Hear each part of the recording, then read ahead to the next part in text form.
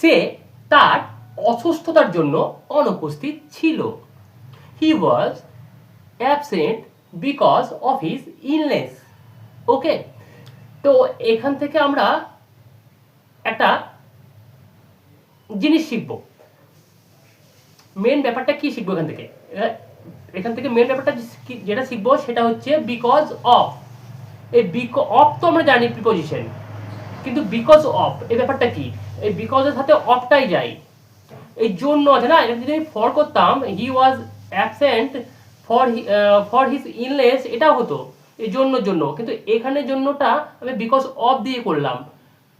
এটা এই বিকজ অফটা হচ্ছে প্রিপোজিশনাল ফ্রেজ অথবা ফ্রেজ প্রিপোজিশন, দুটোই বলতে পারো, ঠিক আছে? তো এখান থেকে কি শিখলাম?